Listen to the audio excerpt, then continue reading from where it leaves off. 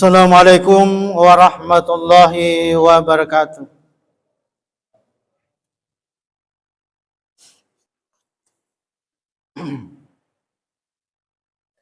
Alhamdulillah, alhamdulillah rabbil alamin. Nahmaduhu wa nasta'inuhu wa nastaghfiruh. Wa na'udzu billahi min syururi anfusina wa min sayyiati a'malina.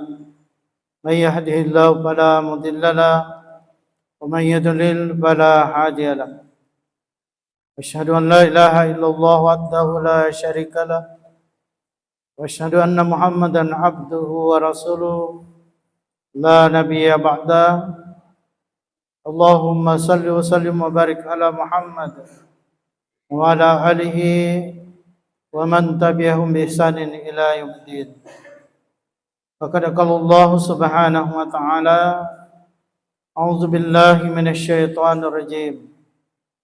Ya ayyuhalladzina amanu taqullaha haqqa tuqatih wa la tamutunna illa wa antum muslimun. Wa qala ta'ala fi kitabil karim wa huwa asdaqul qailin. Subhanalladzi asra bi 'abdihi lailan minal masjidil haram ilal masjidil aqsa alladzi barakna hawlahu linuriyahu min ayatina innahu huwas samiul basir.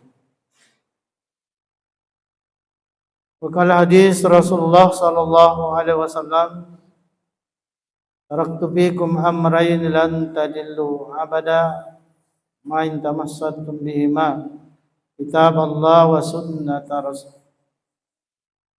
Puji syukur kita panjatkan kehadirat Allah Subhanahu wa taala. Oleh karena pada siang hari ini alhamdulillah kita masih diberikan kesehatan, kesempatan dan nikmat iman sehingga kita masih dapat melaksanakan salat Jumat sebagai bentuk kewajiban kita kepada Allah Subhanahu wa taala.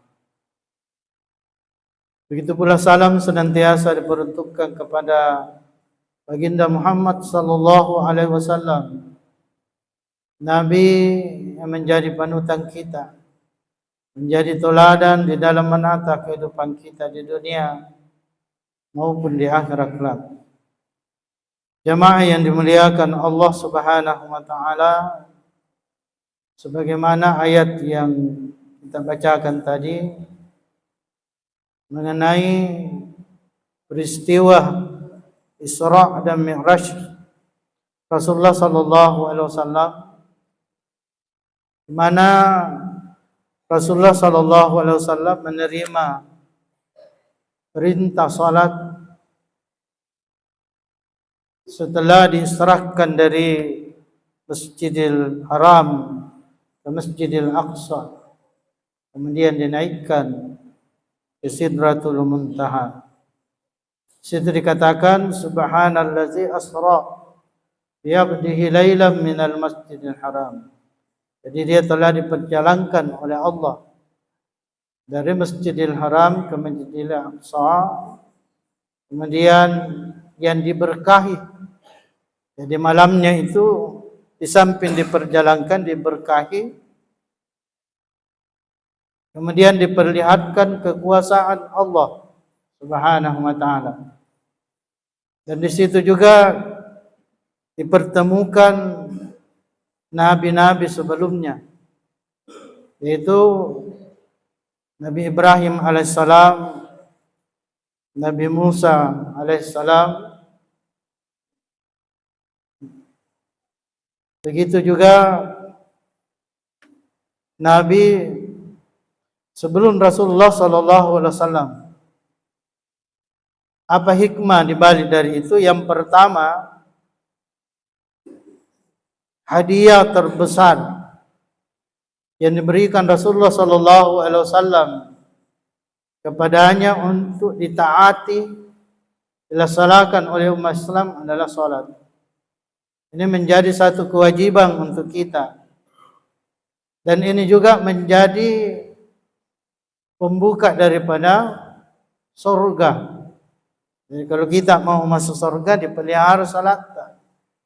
Salatu miftahul jannah. Jadi dia itu adalah buka surga. As-salatu miftahul khair, pintunya kebaikan.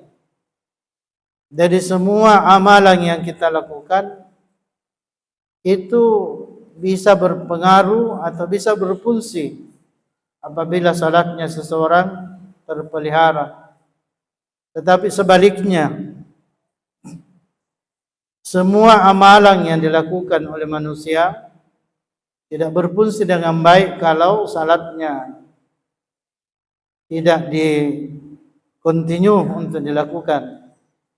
Karena ada saja manusia yang melaksanakan salat itu tidak continue, tidak 5 kali sehari semalam.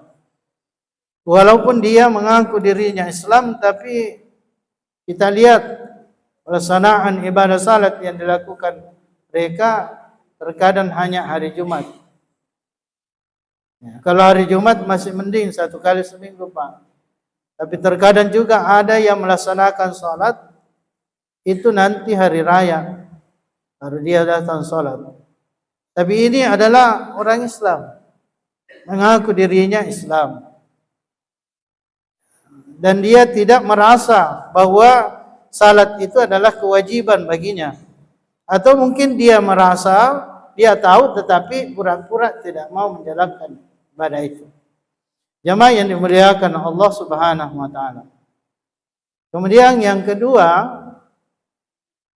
salat ini di samping tadi adalah fungsi sebagai miftahul khair, kebaikan. Dia juga merupakan satu ketaatan kepada Allah Subhanahu wa taala yang membawa manusia tentram, damai ketika dia melaksanakan secara khusyuk. Nah, kenapa tentram? Karena inna sholata tanha 'anil fahsya'i wal munkar. Sesungguhnya salat ini mencegah perbuatan yang keji dan munkar. Jadi ketika kita melaksanakan salat dengan khusyuk, diyakini dengan benar, sesuai dengan tuntunan Rasulullah sallallahu alaihi wasallam, ini bisa berdampak positif kepada pelaku salat itu sendiri. Tetapi ketika tidak dilaksanakan sesuai dengan aturan agama yang berdasarkan pedoman dari Rasulullah sallallahu alaihi wasallam, maka salat itu tidak berdampak dengan baik kepada si pelakunya. Salah satu contoh banyak saya lihat sekarang ini di beberapa masjid melaksanakan ibadah salat itu sesuai kemauannya, Pak. Bukan sesuai syariatnya. Salah satu contoh, kalau orang sudah salat azan subuh, antara azan subuh dengan iqamah itu salat sunatnya 2 rakaat. Tidak ada kelebihan di dalamnya. Tapi ada saja manusia yang salat sampai 6 rakaat. Ketika sudah azan subuh, antara azan subuh dengan iqamah. Ini namanya tidak berdasarkan syariat, melebihi aturan yang sudah ditentukan oleh Nabi sallallahu alaihi wasallam. Masuk di masjid, selesai azan masih ada waktu dilihat, berdiri salat. Artinya berani menambah apa yang sudah ditentukan oleh Rasulullah sallallahu alaihi wasallam. Jamaah yang dimuliakan Allah, ini melebihi. Kemudian yang kedua, dari sisi politik Isra Mi'raj ini, Rasulullah sallallahu alaihi wasallam ketika bertemu dari beberapa nabi, Rasulullah itu menjadi imam salat pada waktu itu, mengimami Nabi Musa, mengimami Nabi Ibrahim dan Nabi Isa alaihissalam bersama nabi-nabi yang lain. Itu membuktikan bahwa kepemimpinan Islam itu beralih dari Bani Israel kepada Rasulullah sallallahu alaihi wasallam. Yaitu setelah 1 tahun kemudian Rasulullah sallallahu alaihi wasallam dari Isra Mi'raj dari Masjidil Haram ke Masjidil Aqsa, 1 tahun kemudian Rasulullah itu dihijrahkan, dia hijrah dari Makkah ke Madinah, membentuk negara Islam, mempersatukan antara orang Ansar dengan orang Muhajirin. Nah, di sini terbentuk dari sisi itulah Rasulullah itu menjadi pemimpin, menjadi penyelamat dari umat-umat yang mengikuti Rasulullah sallallahu alaihi wasallam.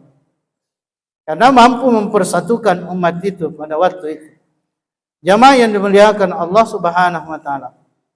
Termasuk waktu itu masih daerah Palestina di sekitarnya Sam, dan termasuk di dalamnya itu belum dikuasai oleh umat Islam pada waktu itu. Nanti pada Khulafaur Rasyidin, yaitu Umar dan Khattab, itu membebaskan Palestina. Jamaah yang dimuliakan Allah Subhanahu wa taala. Jadi kalau kita mau selamat dunia dan akhirat, maka harus bertauhid sesuai tauhidnya Rasulullah sallallahu alaihi wasallam. Harus beribadah sesuai ibadahnya Rasulullah sallallahu alaihi wasallam. Makanya orang yang beriman kepada Allah di dalam surah Al-Mu'minun ayat 1 2 itu disanjung oleh Allah. Qad aflahal mu'minun, sungguh beruntung orang-orang yang beriman. Jadi kita ini bersyukur kepada Allah karena kita yang datang di masjid melaksanakan salat 5 kali sehari semalam itu disanjung, diangkat oleh Allah Subhanahu wa taala karena dia melaksanakan ibadah dengan khusyuk. Apa harapan Allah? Bagaimana supaya orang yang beribadah tadi itu terkikis sifat-sifat rakusnya di dalam hatinya. Tidak lagi ada yang mau mengambil haknya kalau bukan haknya. Mengambil hartanya orang. Kenapa? Karena salatnya berfungsi. Kan ada orang kita lihat rajin salat. Kalau biasa disotin juga salatnya. Tapi setelah selesai salat, pakai baju napi. Artinya salatnya orang yang seperti ini dipertanyakan. Karena tidak malu kepada Allah. Selalu dia sujud kepada Allah, lalu juga mengambil yang bukan haknya. Berarti tidak ada malunya. Orang Bugis bilang, dek gagah sirik-sirik. Setiap 5 kali sehari semalam tunduk kepada Allah. Sujud kepada Allah, tapi melanggar aturan Allah Subhanahu wa taala. Jadi sekedar melepaskan kewajibannya 5 kali sehari semalam. Dan yang diinginkan bagaimana supaya karakter manusia itu berubah. Menjadi yang dulunya tidak jujur menjadi jujur, yang dulunya tidak taat menjadi taat kepada Allah. Itu yang diinginkan setelah kita beribadah kepada Allah. Yang dulunya mungkin kita tidak disiplin, dengan adanya ibadah salat ini kita bisa disiplin. Ya, kita bisa bekerja sama karena ada di situ ruku bersama orang-orang yang mengimani kita. Satu kali komando itu sudah semua ikut melaksanakan ruku. Beginilah gambaran umat Islam. Kalau kita mau kuat harus bersatu seperti itu.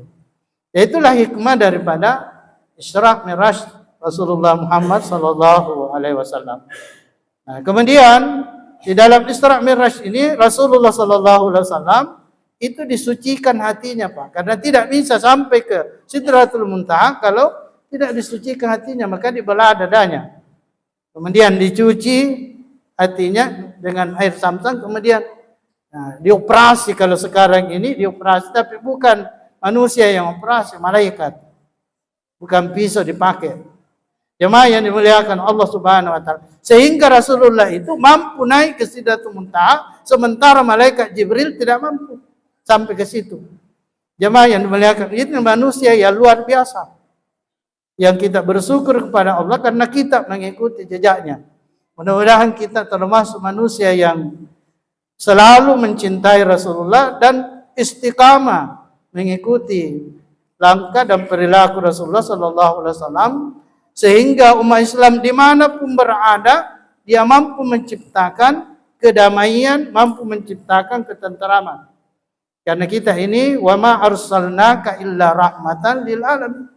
Islam ini adalah membawa rahmat dari seluruh alam, bukan hanya kepada sesamanya manusia, tetapi apapun yang ada di sampingnya itu merasa tentram ketika umat Islam itu berada.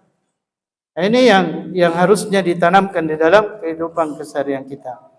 Saya kira ini yang saya sampaikan sebagai kesimpulan. Mari kita senantiasa menteladani Rasulullah SAW dari sisi ibadahnya, dari sisi ketaatannya, dari sisi budi pekerti dan akhlaknya, pelihara salat kita. Mudah-mudahan ini menjadi alat untuk mengantarkan kita masuk di dalam surganya Allah Subhanahu wa taala. Barakallahu li wa lakum fil Qur'anil azim wa nafa'ni wa iyyakum bima fihi min al-ayati wa dzikril hakim wa taqabbal minni wa minkum tilawatahu innahu wal ghafurur rahim.